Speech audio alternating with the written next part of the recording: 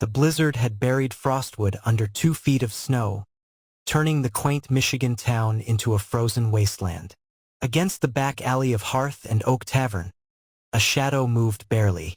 An old German shepherd, his once proud frame now skeletal, trembled beneath the restaurant's glow. Steam rose from his shallow breaths as he pressed against the brick wall, seeking what little warmth remained. Inside, patrons laughed over prime rib and red wine. Outside, the war hero who'd once sniffed out explosives for the Fort Custer K-9 unit now licked ice from his cracked paws. No one glanced at the window. No one saw the faded tattoo inside his ear. The numbers that marked him as K-9 unit number 742, retired. The snow kept falling, each flake another weight on his battered body. The dog's eyes told the whole story. Clouded with pain, yet sharp with intelligence, they tracked every movement inside the tavern. His ears, one torn at the tip from some long-ago battle, twitched at the clatter of plates. The collar that should have borne his name and unit hung empty around his neck. The tags lost in whatever tragedy had brought him here. Patrons passed within inches of the glass, their reflections blurring his gaunt face. A child dropped a roll he didn't beg. A waiter tossed scraps in the trash. He didn't steal. This was no stray. This was a soldier who still followed the rules, even when the world had forgotten his service. His ribs pressed against matted fur with each breath, his tail limp in the snow. Hearth and Oak Tavern glowed like a Christmas card, its cedar beams draped in garland, the stone fireplace crackling, the air thick with the scent of apple pie and mulled wine, linen napkins, crystal glasses, a $42 porterhouse steak dripping juices onto a china plate. Just beyond the frosty window, barely visible through the condensation, a nose pressed against the glass. The dog's breath fogged a small circle as he watched a businessman saw through tender meat. His stomach growled loud enough to shake his frail body, but the clinking silverware drowned it out. He lifted a shaking paw. Tap, tap, tap, the sound of frostbitten nails on glass. The businessman glanced up, frowned at the smudge, and returned to his phone. The paw dropped. Somewhere under the matted fur, a scar from a bullet graze ached in the cold. The rhythm was methodical. Tap, pause, tap, tap. Like Morse code no one bothered to decipher. The dog's claws left tiny scratches on the tavern window as he repeated his feeble knock. Inside, Riley Sullivan balanced 3 dessert plates up her arm, her auburn ponytail swinging as she laughed at a customer's joke. The sound didn't reach him. Sophie, a gap-toothed 8-year-old in a puffy pink coat, pressed her hand against the glass from inside, leaving a small print that almost touched his nose. He didn't react. Then boots. Heavy, purposeful. The dog's head turned slowly, his body tensing for another kick. Instead, the shadow of a police badge fell across his face.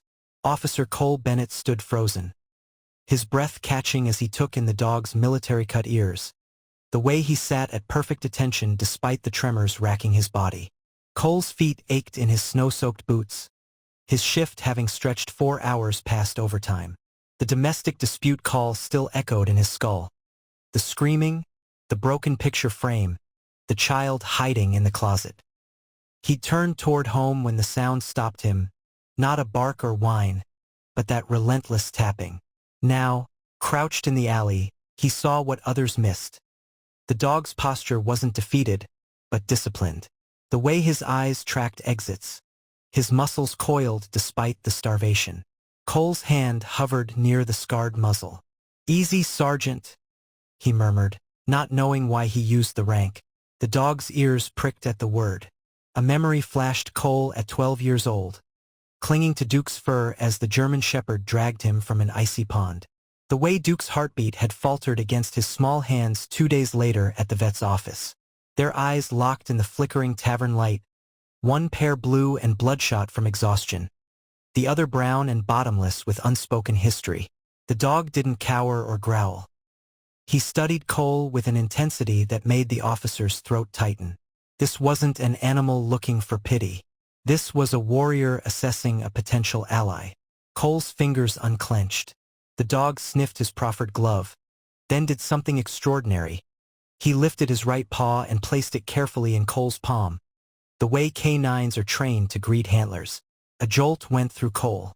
That single gesture carried more dignity than he'd seen in most humans. Somewhere behind them, the kitchen door slammed. "Get that mutt out of here," Rax bellowed, his apron splattered with gravy. The dog didn't startle, just waited. For the first time in years, Cole felt his father's sheriff badge grow heavy in his pocket. Rax's boot sent a spray of slush across the dog's face. The old shepherd didn't snarl, didn't retreat, just lowered his head in quiet submission, his tail curling protectively beneath him. Cole's vision went red. "Touch him again," he said, his voice dangerously calm. "And we'll discuss this at the station," Rax scoffed, waving a greasy spatula. "Health code says no animals near food prep." Inside, diners peered through the glass.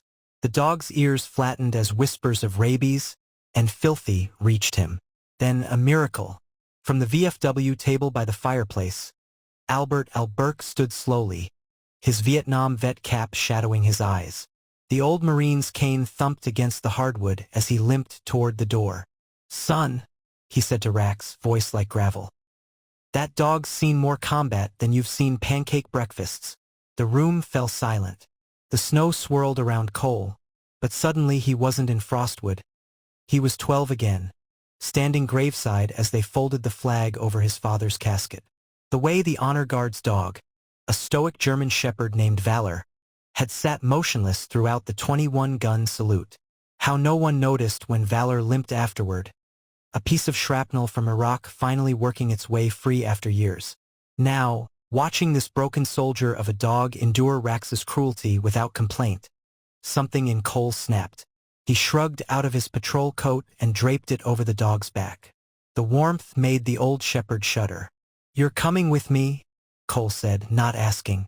As he straightened, he caught sight of Sophie, her small face pressed to the glass, tears cutting tracks through her hot chocolate mustache. "Mommy," the girl whispered. "Why's that policeman crying?" The heater in Cole's patrol car blasted. Yet the dog still trembled, not from cold now, but shock. Cole ran a hand over the protruding ribs, his fingers catching on old wounds beneath the fur.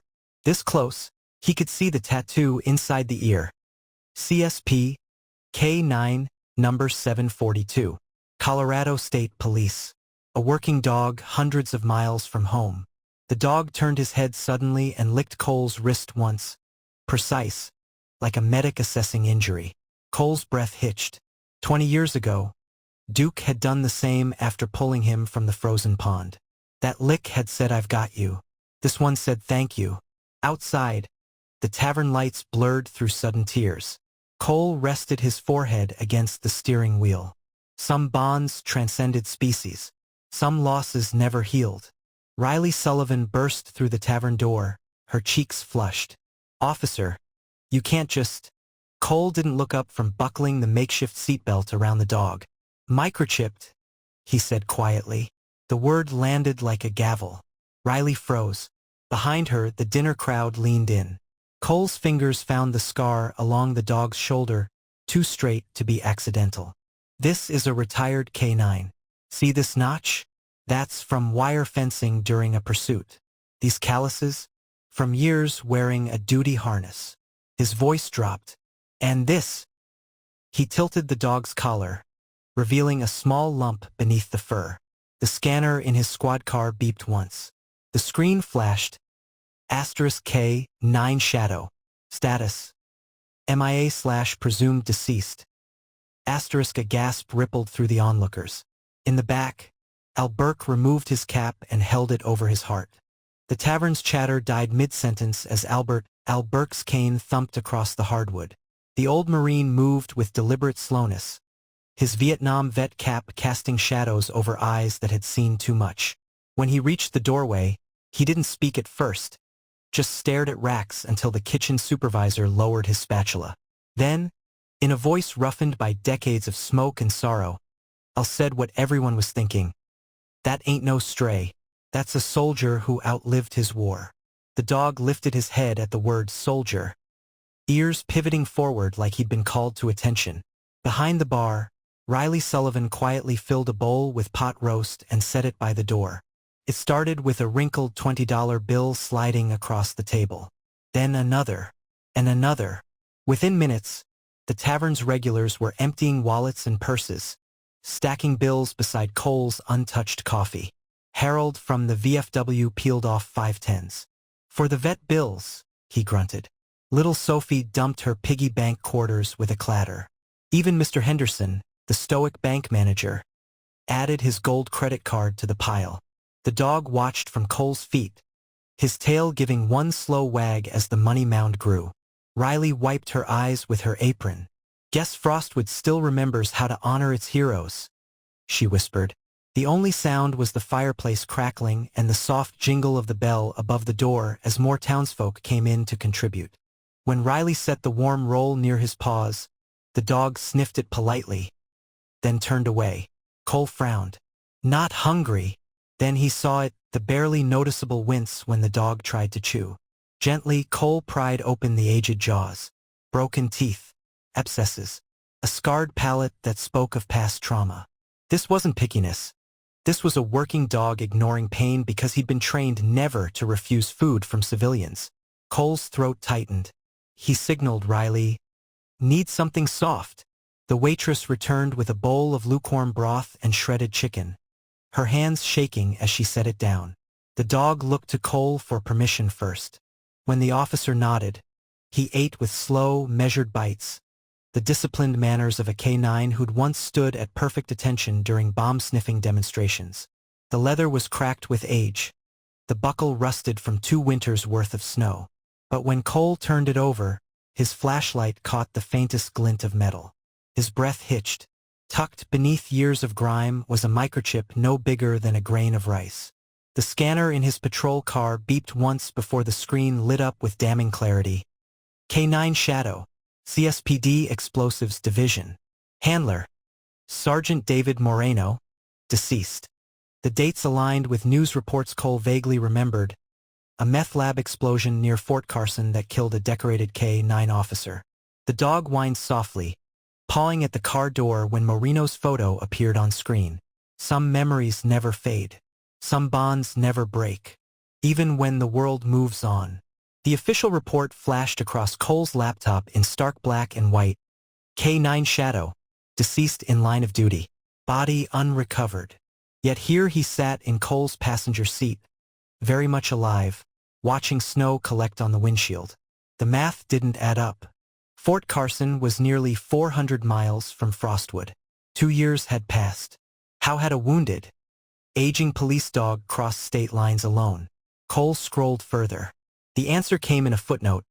Suspect Lyle Hargrove, wanted for questioning re. Explosives theft, fled scene. The dog's ears perked at the name, a low growl building in his chest. Cole's fingers stilled on the keyboard. "You remember him, don't you, boy?" The answering bark was all the confirmation he needed.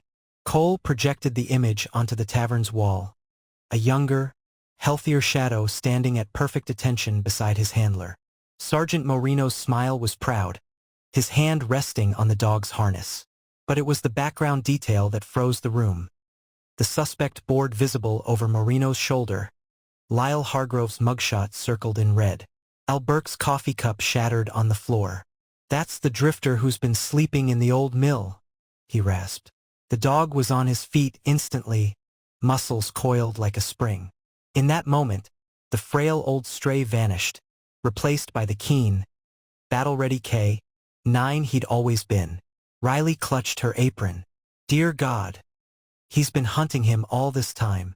The map told the story Cole could barely fathom. From the Colorado explosion site to Frostwood, through mountain passes and frozen rivers, across highways and farmland. The route a determined dog might take if he'd caught a familiar scent trail. Cole traced the possible path with a trembling finger. Shadow would have crossed the Mississippi at its narrowest point, survived a winter in the Dakotas, somehow made it to Michigan, growing thinner with each mile, never stopping his search. The dog rested his head on Cole's knee now, as if to say the journey didn't matter, only the justice at its end. Outside, the wind howled like it had something to hide. The news footage played grimly on Cole's phone. Flames engulfing a warehouse, newscasters shouting over sirens. K9 handler killed in the blast. Suspect at large. Shadow watched intently, a whine building in his throat. Then, the crucial detail. A grainy security still of Lyle Hargrove fleeing with a duffel bag. The same bag Cole had found in the mill yesterday. The dog's reaction was instantaneous. Hackles raised, teeth bared. Every instinct screaming that after 2 years, for 100 miles, and countless cold nights, the trail had finally led him home. Cole reached for his radio. Dispatch, this is Unit 12, need backup at the abandoned mill on Old County Road. Possible armed suspect. The dog was already at the door, pawing urgently.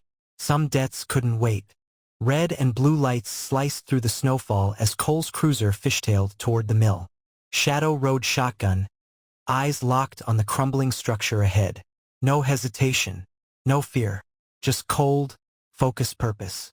Cole's hand hovered over his sidearm. Easy, partner, he murmured. We do this by the book. But when they kicked open the rotted door, the scene stopped them cold. Makeshift explosives lining the walls. Stolen police gear. And in the center of it all Lyle Hargrove, older but unmistakable, reaching for something in his waistband.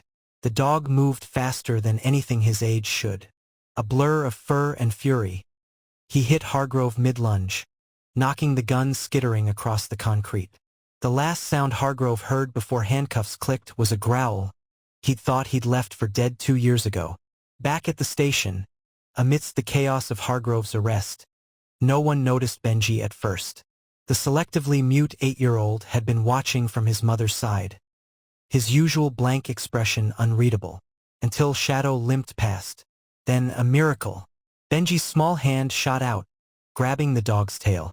"H hurt?" he stammered, his first word in public in over a year. The dog turned gently, licking the boy's fingers as medics checked his own injured paw.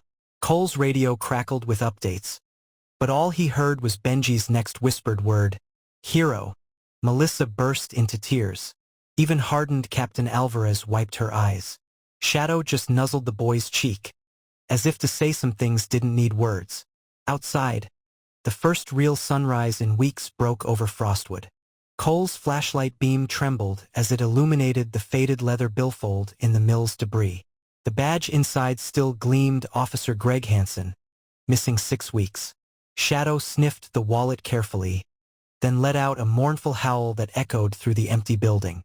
Cole's stomach turned to ice. This wasn't just about Hargrove's past crimes anymore.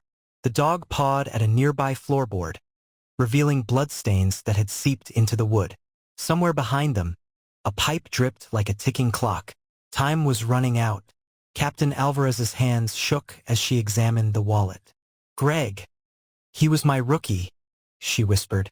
The station fell silent except for the hum of fluorescent lights and Shadow's claws clicking across the linoleum. The old dog nosed open a file cabinet drawer, revealing Hansen's notepad. Last entry dated the day he disappeared. Meeting informant at mill. Hargrove name mentioned. Cole's breath caught. Shadow had led them not just to a criminal, but to a brother officer's final resting place. Alvarez sank into her chair, the weight of command suddenly too heavy.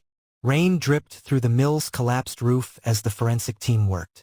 Shadow moved methodically through the rubble, his nose never faltering despite his age. Near a rusted generator, he stopped dead. Hackles raised. A low growl rumbled from his chest as he stared at a seemingly ordinary floor tile. Cole pried it up to reveal a hidden compartment, and the grisly truth beneath. Flashlights illuminated what no one wanted to see. The dog turned away, pressing against Cole's leg. Some sense never left a K9's memory, no matter how hard they tried to forget. The sound shattered the morning stillness, one sharp, authoritative bark from Shadow as he circled a drainage ditch behind the mill. Crime scene techs rushed over, their shovels striking something metallic. The rusted barrel emerged slowly, its contents confirming their worst fears. Cole gripped Shadow's harness as the dog trembled, not from fear, but from the satisfaction of a job finished. After 6 weeks of dead ends, Hanson would finally go home. The sheriff's radio crackled to life. "We got him, folks." Hargrove's talking. Justice, it seemed, had 4 paws and a nose that never forgot. Benji's small fingers clutched Shadow's fur as the crowd gathered at the station. The boy who hadn't spoken a word in public since his father's death now stood straight beside the old K9. He. "Good dog," he stammered, burying his face in Shadow's neck. Reporters' cameras flashed, but neither noticed. Melissa sobbed into her hands. Captain Alvarez knelt beside them, her voice breaking as she addressed the room. "This dog crossed state lines to bring a killer to justice. He found one of our own when we couldn't. That's not an animal. That's the finest officer I've ever known." Shadow simply licked Benji's tears away, his tail thumping weakly against the floor. The adoption papers sat signed on Cole's kitchen table. Shadow's paw print smudged beside the signature. The old dog snored contentedly by the fireplace, belly full of the steak the whole precinct had chipped in to buy. Cole studied the photo on the mantel, his father kneeling beside Duke, both grinning. A new frame sat beside it, Shadow receiving his honorary badge from Alvarez. Outside, the first real snow of winter began to fall, blanketing Frostwood in peaceful white. Somewhere in Colorado, Sergeant Moreno's grave would be covered in the same snow. Cole raised his coffee mug in silent toast. "Rest easy, Sergeant. I've got him now." Shadow's breath fogged the cruiser window as they patrolled Main Street. Where once he'd pressed against cold glass begging for scraps, now he rode shotgun warm, fed, and wearing a shiny new collar with pride. Christmas lights reflected in his wise eyes as they passed Hearth and Oak Tavern. Inside, Riley waved. At the VFW table, Al raised a glass. Even Rax nodded respectfully from the kitchen door. The dog sighed contentedly, his head resting on Cole's knee. The snow kept falling, but this time, it fell on a hero who'd finally come in from the cold. The town hall erupted in applause as Captain Alvarez fastened the bronze medal around Shadow's neck. "For exceptional service above and beyond duty," she announced, her voice thick with emotion. Flashbulbs popped. Benji clapped wildly from the front row. But Shadow only had eyes for Cole, leaning down to gently take the medal in his teeth and deposit it in his handler's palm. The message was clear. This wasn't his award alone. As the crowd murmured in awe, Cole knelt to embrace his partner. Some bonds didn't need words. Some victories were sweeter shared. The letter arrived in a faded envelope from Colorado, penned by Moreno's widow. Cole read it aloud by firelight, Shadow's head heavy in his lap. "If you're reading this, my boy found his way to you.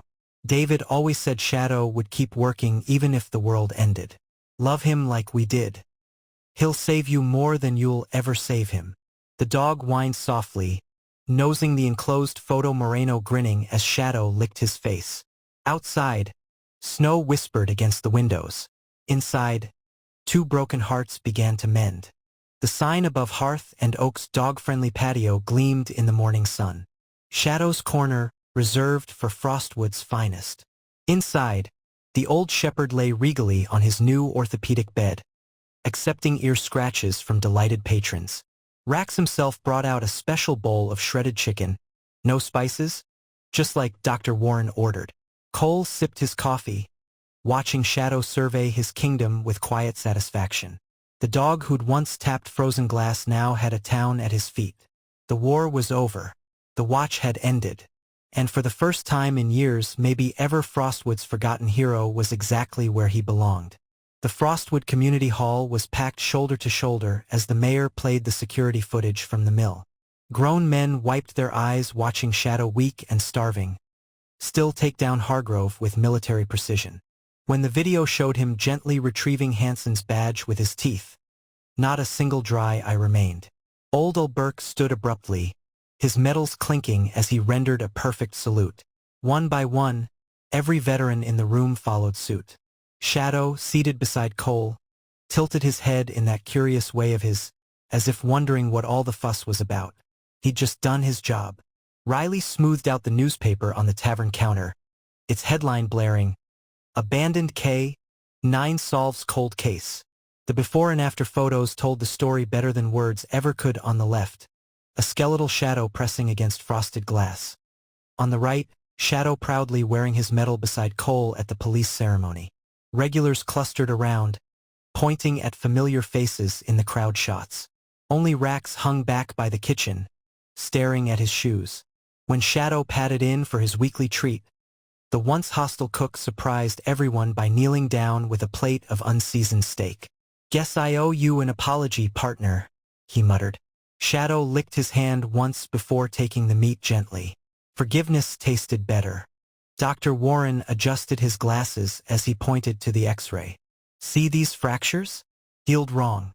This old boy was walking on broken bones for months."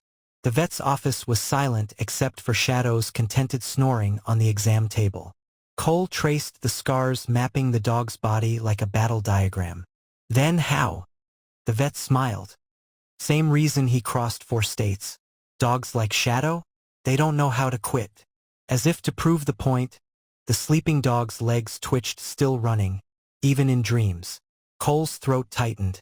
Somewhere in Colorado, a widow slept easier knowing her husband's partner was still on duty. Sophie's crayon drawing covered the Frostwood Elementary bulletin board. A lopsided police dog with a gold medal, tiny hands pressing against blue glass. Her teacher had written the caption verbatim. The doggy was cold, but he was still a good listener. Below it, the class's lessons from Shadow list included gems like, "Be kind even when you're hungry," and "Old dogs know stuff." Principal Murphy, Helen to her friends, had the artwork professionally framed for the station. It still hangs there today, right beside Shadow's badge, a reminder that sometimes the purest wisdom comes through a child's eyes and an old dog's heart. The AA meeting fell silent as Cole's voice broke. 2 years ago, I let a K-9 drown because I froze." His fingers twisted the chip in his pocket. "Then this broken old soldier shows up, and..." Shadow, who'd been dozing at his feet, lifted his head to rest it on Cole's knee. The group leader smiled. "Sounds like he saved you more than you saved him." Cole looked down at the dog's trusting eyes and finally understood. Redemption wasn't about erasing the past. It was about doing better today. Outside, snow began to fall, but the warmth between them never faded. Benji's small fingers traced the jagged line along Shadow's shoulder as Dr. Warren explained. "That's from barbed wire. This one." He pointed to a groove behind the ear. "Graze wound. Probably a bullet." Melissa covered her mouth. The boy, usually so quiet, asked the question everyone feared. "H hurt?" The vet nodded. "Very. But you know what's amazing? His tail still wags." As if on cue, Shadow thumped it against the table, licking Benji's worried face. Later, Cole would find them curled together in the waiting room, the boy whispering secrets into fur that had survived hell itself. Some pains fade when shared. The power outage left Cole's cabin in darkness, the fireplace their only light. Shadow paced anxiously as wind howled through the pines. Then a crash from the bedroom. Cole found a giant oak branch spearing through the window, snow whipping inside. Before he could react, Shadow was there, herding him back to the hearth with urgent nudges. The dog refused to settle until Cole was seated safely away from the draft, his own body forming a living barrier against the cold. All night, he stayed alert, one ear cocked for danger, his warmth keeping frostbite at bay. Come morning, the storm passed, and 2 survivors sat watching the sunrise, grateful for each other in ways words couldn't capture. Melissa's hands shook as she placed the homemade dog biscuits on Cole's porch. The note simply read, "For keeping watch when I couldn't." Cole found her later at the diner, shadows under her eyes from another night shift. "Benji sleeps through the night now," she whispered. "First time since his dad." Her voice broke. Shadow, sensing her pain, rested his head in her lap with a sigh. Outside, the first spring buds peeked through melting snow. Healing, it seemed, came on 4 quiet paws. No words needed, just presence. Melissa's tears fell into soft fur as the dog leaned into her. An unspoken promise. You're not alone anymore. Dr. Warren froze mid-examination, his stethoscope slipping. This marking. He turned Shadow's ear gently, revealing a distinctive notch. I treated a K9 unit in Colorado years ago. Same ear, same perfect sit. His voice dropped. Moreno's dog. The clinic was silent except for Shadow's panting. Cole's pulse roared in his ears. The vet's eyes glistened as he scratched behind that familiar ear. Small world, he whispered, but it wasn't coincidence. It was destiny. A tired old vet getting to mend the same brave heart he'd admired years before. The circle closed with a wet nose pressed to his palm, saying what dogs always do. Remember me? I remember you. Captain Alvarez extended the formal offer across her desk. K9 unit, Frostwood PD. You and Shadow. Cole's throat closed. The dog, sensing the moment, sat at perfect attention. His graying muzzle lifted with pride. Papers were signed. Photos taken. But the real ceremony happened later, when Cole knelt beside his partner in their empty station. We did it, old man, he whispered, pressing their foreheads together. Shadow's tail thumped once. 2 broken souls turned heroes. A town saved. A debt repaid. Outside, the police radio crackled with mundane calls. But for once, they could rest. Their watch wasn't over. But the hardest part? That was behind them now. The worn leather album creaked as Moreno's widow turned the pages in Cole's living room. Shadow pressed close, his nose gently touching each photo. Puppy days at the academy, certification ceremonies, lazy Sundays in Colorado sunshine. When they reached the last page, a candid shot of Shadow sleeping across Moreno's boots. The old dog whined softly and rested his head on the woman's knee. He remembers, she whispered, tears splashing on the album. Cole looked away to give them privacy, but not before seeing Shadow carefully lick her trembling fingers. One final act of service for the family he'd lost. Cole's confession hung in the moonlit cabin as Shadow dozed by the fire. The dog's ears twitched at the shaky words. That night on the ice, I was too scared to help Dad. Then Duke jumped in, his fingers tangled in thick fur. But you? I got to you in time. Shadow sighed deeply, shifting until his full weight leaned against Cole's legs. An unspoken absolution. Outside, the frozen lake glittered under starlight, its surface finally peaceful after years of haunting memories. Some debts get paid in unexpected ways. Some circles close when we least expect it. A single flake landed on Shadow's nose as he surveyed his park bench outside Hearth and Oak. The same spot where he'd once shivered unnoticed now bore a small brass plaque, reserved for Frostwood's finest canine. Children stopped to pet him. Tourists asked for photos. But today, the old dog simply watched the town bustle by, his breathing easy despite the cold. The snowflake melted against his warm nose, vanishing like the past's sharp edges. Inside the tavern, Cole caught Riley's eye and raised his coffee cup in silent toast. Outside, Shadow's tail thumped once. Some winters end. Some hearts heal. The bathwater ran brown as Cole scrubbed decades of grime from Shadow's original police harness. Under layers of mud and neglect, brass letters finally gleamed. K9 Shadows SPD. The dog watched from his bed, head cocked. When Cole fastened the cleaned harness over his fresh bandages, Shadow stood taller, his posture shifting subtly into duty mode. At the station next morning, Captain Alvarez did a double take. Well, I'll be damned, she murmured. The old K9 hadn't just remembered his training. He'd been waiting for permission to serve again. The harness fit differently now, but the honor, that never faded. 3 a.m. at Cole's cabin. A sound ripped him from sleep. Shadow's muzzle lifted toward the moon. A long, mournful howl that raised goosebumps. Not pain, not fear, something deeper. Cole found him at the window, staring southwest toward Colorado. Missing him, buddy? The dog's golden eyes gleamed with unshed emotion. Then, as suddenly as it began, the moment passed. Shadow shook himself and nudged Cole's hand for pets, his tail wagging softly. Some griefs aren't meant to be spoken. Some loves echo across years and state lines, carried on a cold wind under lonely stars. The school auditorium erupted as Shadow demonstrated his find command for Frostwood Elementary. But when little Benji hid in the props closet, a planned drill, something extraordinary happened. The old dog froze mid-search, nostrils flaring. Without cues, he beelined past all the decoys to scratch at the correct door. When Benji emerged grinning, Shadow licked his face wildly, then promptly lay down, exhausted. Later, Dr. Warren would explain, he smelled the boy's medication. That's not training. That's love. Cole wiped his eyes as the standing ovation continued. Some heroes wear fur instead of capes. Some rescues heal the rescuer most of all. Spring thaw brought muddy paths around Whitefish Bay, but Shadow insisted on their daily patrol. His gait was slower now, his pauses longer. Yet when Cole clipped on the leash, the old dog's eyes still brightened with purpose. They took the familiar route past the tavern, the mill, the police station, each landmark a chapter in their unlikely story.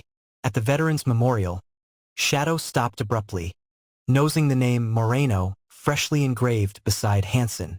Cole's breath caught.